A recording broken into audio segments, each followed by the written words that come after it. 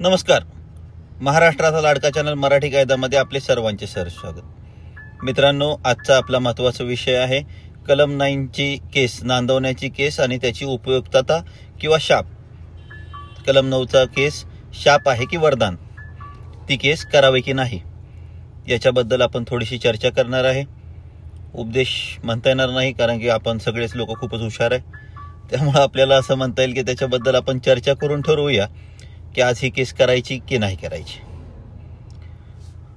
सन 2004 पूर्वीचा कालखंड त्यासाठी आपल्याला पाहावा लागेल आणि त्यावेळेसची परिस्थिती आणि आत्ताची परिस्थिती याच्यामध्ये आपल्याला डिफरन्शिएट करावं लागेल. हे डिफरन्शिएट करीत असताना, त्याला सुरू करीत असताना मी आपल्याला विनंती करतो की आपला चॅनल मराठी कायदा हा कायमच आपल्या सेवेसाठी कार्यरत आहे. आपल्यासाठी अनेक व्हिडिओ घेऊन येतो आपण. ते पती पत्नीच्या बाबतीत असतील, पोलिसांच्या बाबतीत असतील किंवा आणखीन काही आपल्या मानव हक्कांबद्दल असतील. हे व्हिडिओ आपल्याला मोफत मिळतात, त्यामुळे याला सबस्क्राईब करायला पण मोफत आहे.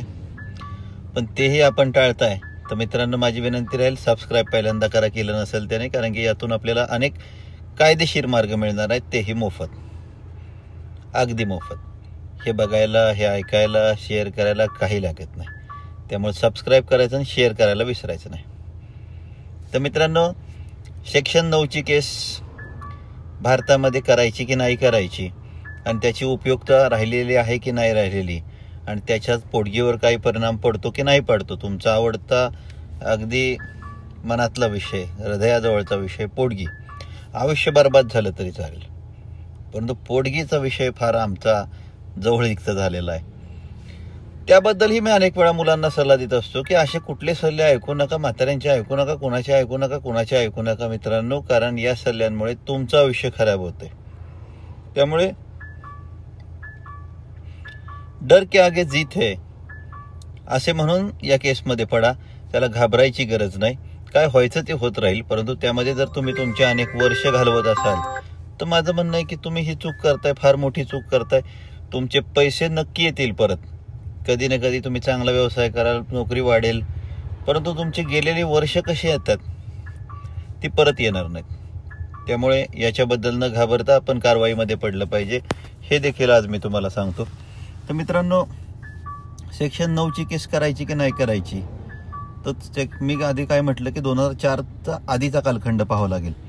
ते कशासाठी, तर 2004 सालाच्या आधी किंवा पर्यंत पोटगी जी दिली जायची किंवा पोटगी जी ठरली जायची, ती ठरवायची पत्नी नांदते की नाही नांदत, या दोनच मुद्द्यांवर पोटगी फारशी ठरली जायची. कारण आत्ताच 144 BNSS आणि त्यावेळेचा CRPC 125 असा म्हणतो की ज्या पतीने नांदवण्यास नकार दिलेला आहे किंवा त्यापुढे सांभाळण्यास नकार दिलेला आहे without sufficient cause or reason, काही कारणास्तव, नसलेले कारणास्तव, तर त्या पत्नीला पोटगी द्यावी. कारण भारतीय समाज त्यावेळेस तसा होता. पत्नीची चूक आणि क्रूरता वगैरे काही बघितली जात नव्हती.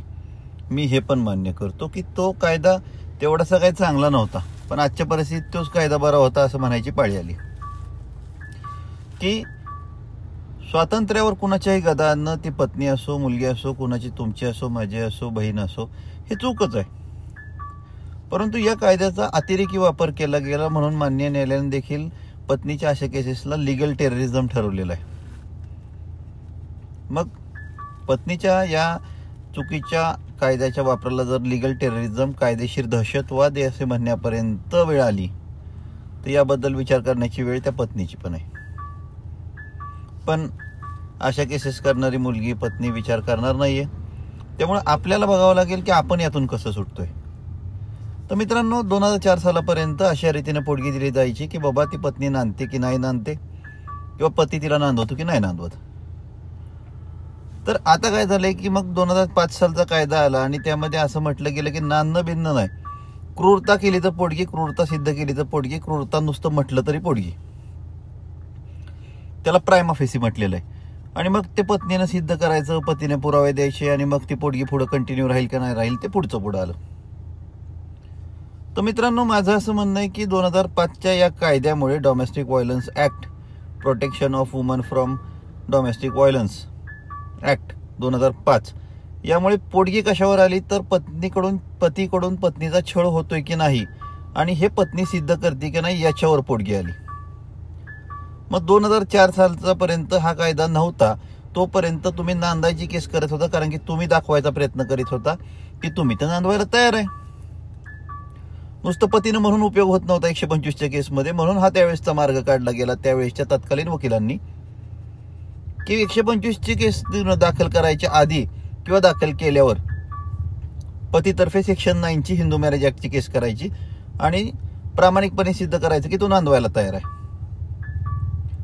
परंतु 2005च्या कायद्यामुळे या कायद्याअंतर्गत केस करणं आता फेल्युअर झालं ना, कारण की ती तर म्हणते छळ करताय आणि तुम्ही म्हणता नांदवाय तयार आहे.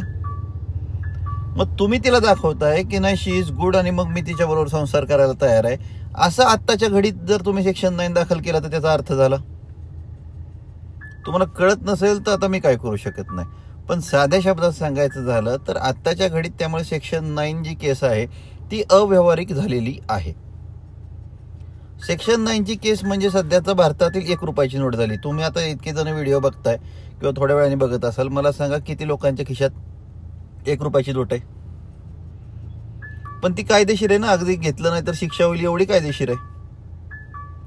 मग ही नोट जशी आता पण शिल्लक आहे तसा सेक्शन 9 आता पण शिल्लक आहे, परंतु तो उपयोगी नाही.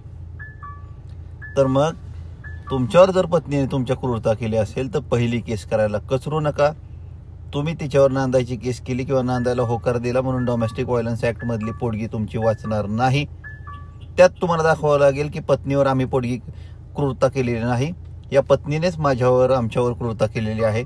हे जर तुम्ही दाखवाल तर तुमची पोटगी वाचेल, ना की तुम्ही तिला नांदवायला तयार आहे या मुद्द्यावर किती तुम्ही लिहून दिलं, ॲफिडेविट लिहून दिलं. तुमच्या अनेक लोकांचे मला सांगा की इंटरिम पोटगी सह बसली असेल अनेक लोकांना. वाचा तो निकाल, त्यात लिहिला असेल मान्य न्यायालयाने सुद्धा की हा नांदवायला तयार आहे म्हणतो, पण हे छळाबद्दलच आहे त्यामुळे तात्पुरती पोटगी दिली. मग तुमच्या नांदवायच्या रडगाण्याला नांदवायचा डीजे बनवून जे तुम्ही केरला समोर कोर्टासमोर ठेवला त्याला काय उपयोग झाला, त्याचा काय फायदा झाला? तर मित्रांनो, असा फायदा नसलेली केस करू नका असं माझं मत आहे. आजच्या परिस्थितीत सेक्शन 9ची केस म्हणजे 1 रुपयाची नोट, एवढंच तुम्ही सगळ्यांनी लक्षात ठेवा. आणि तरीही तुम्हाला सेक्शन 9ची केस करायची असेल, सेक्शन 9च्या केसमध्ये आपण म्हणतो मी पत्नीला नांदवण्याला तयार आहे.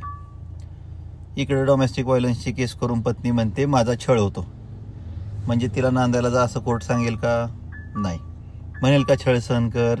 नाही. मग तुम्ही सेक्शन 9ची केस करून पोटगी तर वाचतच नाहीये, पण सेक्शन 9ची केस 5 वर्ष चालवणार. ती हरलो किंवा जिंकला, समजा ती जिंकला आणि पत्नी म्हटली मला नाही यायचं नांदायला, कोर्ट काय अटक करते? 5 वर्षांनी ठरल काय व्हायचं आणि काय नाही, तोपर्यंत पोटगीने तुमचा बोजवारा असाच उडला असेल. परत डिवोर्सच्या केसची पोटगी.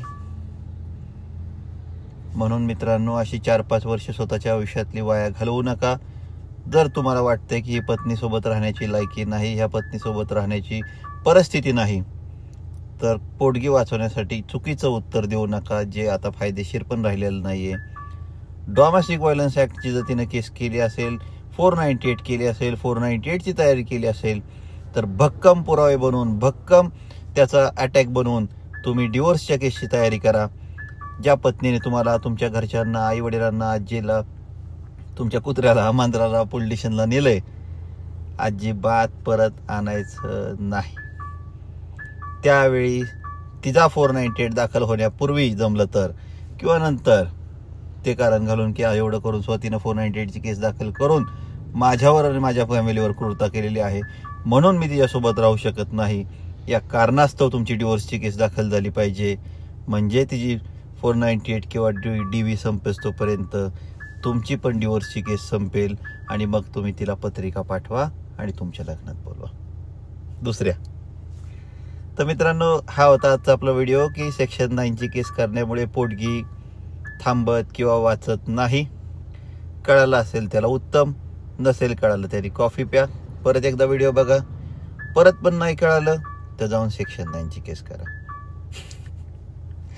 तुमची इच्छा, माझं सांगणं काम होतं ते मी केलं, पुन्हा करतोय. आज पुन्हा एकदा सांगितलं की 2004 सालानंतर परिस्थिती कशी बदललेली आहे. 2005 सालापासून 20 वर्ष झाली तरी आपण तीच चूक कशी करतोय. मग आम्हाला हे असंच का सांगतो, मग आम्हाला तसंच का सांगतो, तुमची इच्छा. मी काय कुणाला काय कोण चुकीचं सांगते कोण खोटं सांगते हे म्हणायला बसलेलं नाही. हा माझा दृष्टिकोन आहे. तो तुम्हाला कायदेशीररित्या पटला का नाही हे तुमचं मत आहे. मी तर तुम्हाला पुराव्यानिशी, मी तर तुम्हाला वस्तुनिष्ठ परिस्थितीनुसार सांगितलेलं आहे. बाकी माझं म्हणणं आहे की सेक्शन 9 ची केस केल्यामुळे पोटगी वाचत नाही. तुम्ही आसपास जाऊन बघा, कोर्टात जाऊन बघा, अनेक लोकांनी ती केस केली असेल, त्यांची वाचली का बघा आणि मग तरी ठरवा. पण मित्रांनो, अशा केसच्या नादी लागून तुमचं आयुष्य काय बर्बाद करू नका. बाकी आपली इच्छा. जय हिंद, जय महाराष्ट्र.